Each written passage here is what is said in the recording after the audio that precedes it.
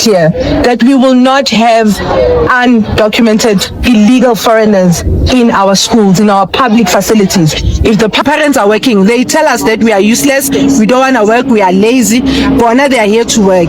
So they must pay for the services that they are getting. All children. Whether the child of a South African suffers because there's no space in the preferred school doesn't matter. It does not say that. Now we know that the department is not for South Africans, it's for... The Operation Dudula has taken the issue one step further. So it's no longer foreigners are not allowed in public hospitals alone. Now children of undocumented foreigners are not allowed to go to public schools. So they are saying all public schools should send out undocumented foreigners out of the school. Only South Africans are allowed in public schools. I will allow you guys watch the videos.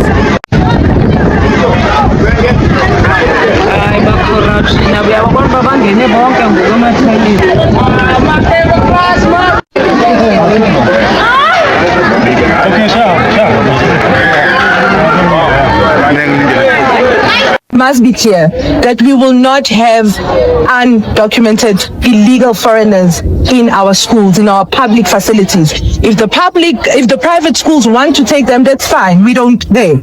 But public schools are reserved for South Africans, and if you are a foreigner, you must be well documented and have everything. You must have your study visas, which I know for a fact that most of them, 90% of them, will not be able to produce these documents in our schools. They can take them to private schools. We don't have a problem. They must pay for the services. I get the parents are working. They tell us that we are useless, we don't want to work, we are lazy, but now they are here to work. So they must pay for the services that they're getting. We're not saying they can go to private, we don't care, but public schools are reserved for South Africans. We've been to 4 schools now, and all schools have acknowledged and have signed off the letter of receipt. And we are glad that they do admit, the wrongs that are happening in the schools. They're admitting that there are undocumented foreigners in the schools, but also the issues that we've been coming across is that there are also undocumented South Africans, and they do also have foreign nationals who are educators. And we all know that being a teacher is not a scarce skill, and we've addressed that with them, that can they please talk to the department about it, because in January when we come here, we want to see only South Africans teaching in this particular school. Part of the laws are that these kids need to be properly documented, study visas and all that. Can we stick to that when we admit kids in school in January? Yeah, to respond to that, yes, we don't manage immigration of this country. Department of Home Affairs, they have that responsibility. So why do we have these laws as part of your department? Why do we have them? But your department? Remember, we are not a federal education.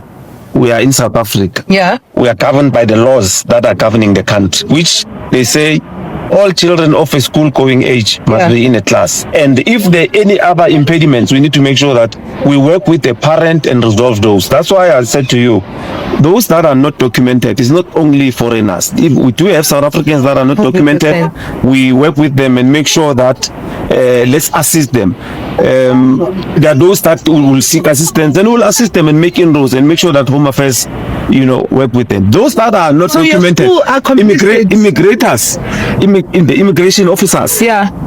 Those are people that are responsible to make sure that all people that are undocumented in the country must be deported. So your principals are committing crime, because when harboring an undocumented foreigner, it means you're committing crime, and you should be sentenced.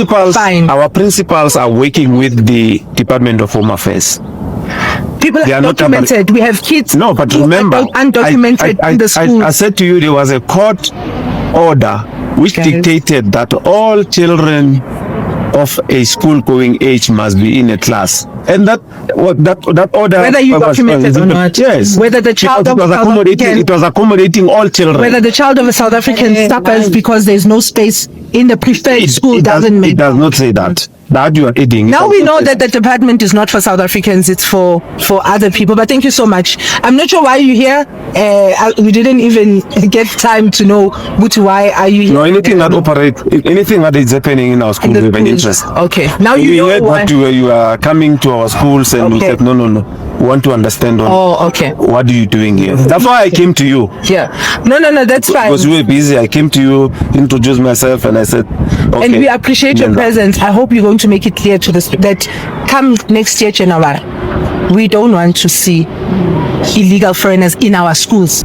Steve Mabon explained to her, the Department of Education has an obligation to make sure that no child of age must be outside of school, documented or not documented. He even referred Sandie that once that process is done, when these kids are accepted at school, the communication will be made to the parents, documented or not, to make a contact with the relevant department, in this case, the Home Affairs Department, for the relevant documentations.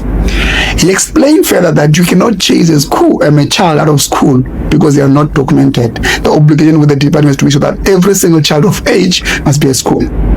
Because Sandie was all about the Basutu kids and so on, which are their parents are not documented, they must not be at school. I don't know what kind of thinking is that, because the department, the constitution knows very well that the obligation is to make sure that every single child gets education. Foreigner, no foreigner, that doesn't matter. The issue is they are within our borders. If they are not educated, well, they are not being educated, they are not being absorbed by the education system, they are going to be a problem. The same country that we're trying to solve. So sometimes I don't understand what Sandie is fighting. Are you fighting the kids or the parents via the kids? Are you fighting the parents? Which war are you? If you're not at the hospital, you are at the school.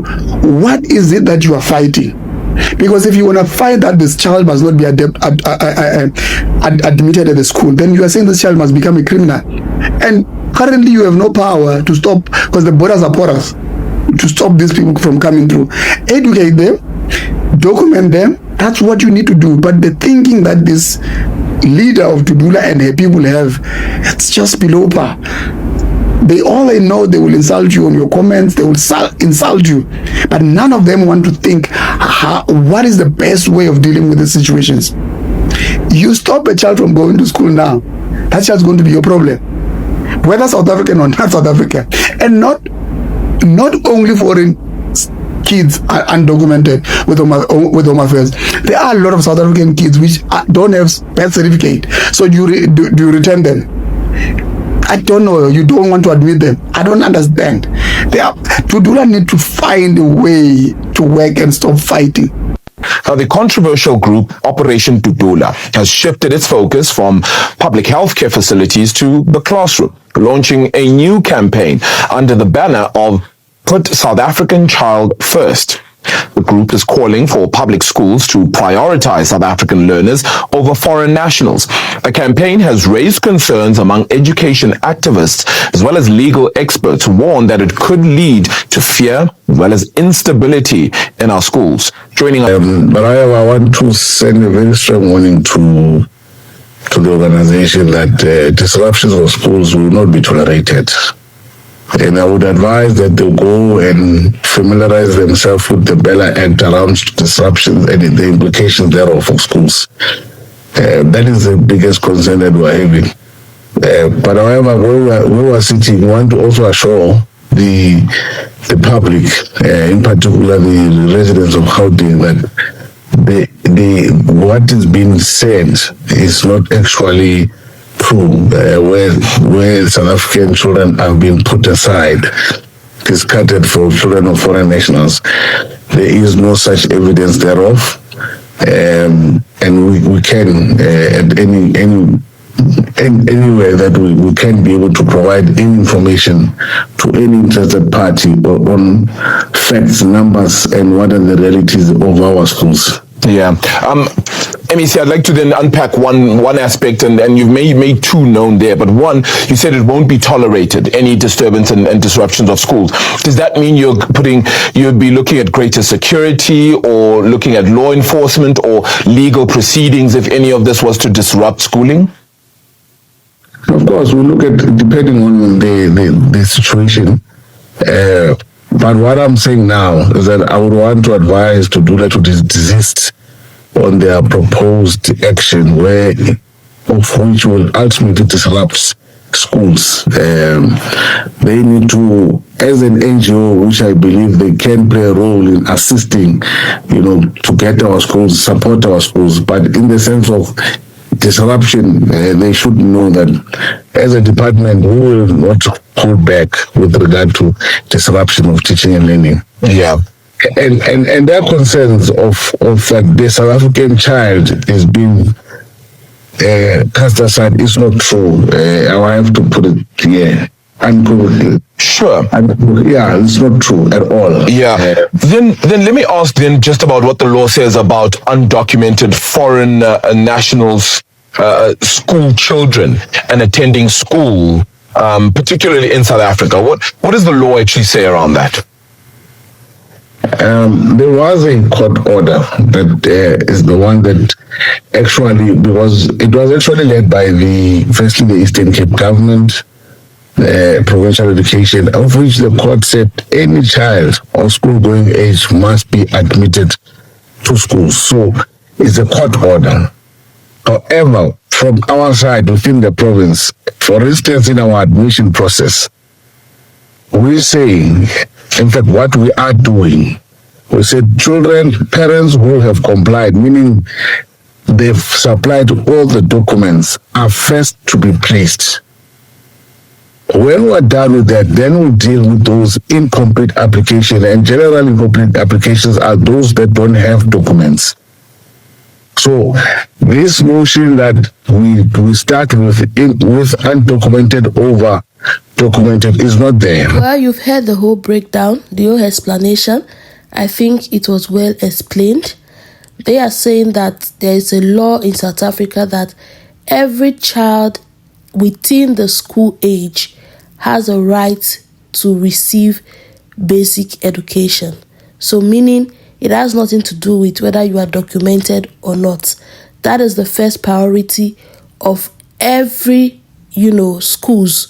They have to make sure that every child within the age of going to school receives basic education, gets enrolled in a school.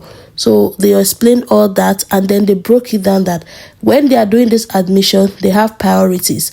So people who have complete, application, meaning they meet all the requirements, they have all the documentation, they meet everything, they take them first before they now start looking at those people who have incomplete application. And they work with the Home Affairs to make sure that undocumented kids, find a way to sort themselves out, also with the help of the parents, because it's not only foreigners who are undocumented. There are still some South Africans who don't have birth certificate for their children and, things like that. So all this was explained, and I think it's clear that, but I also understand where the Dudula people are also coming from. They are trying to put the South African child first, making sure that they receive the best education and also receive the best in their country, because that is their country. I understand that. It's the same thing with the hospitals, where they want South Africans to receive the best treatment and also get access to health care immediately, not having to wait for months and weeks and days and hours. The same thing with the school here. They were saying that there are some South African kids who have not, been given the opportunity or given access to admission to the schools because the schools are choked with undocumented foreigners. And that is very sad, guys. If that's the case, it is sad. I get it. But nevertheless, the law still states that all children within school age have the right to basic education. That is also the South African law. So the school cannot just ignore them.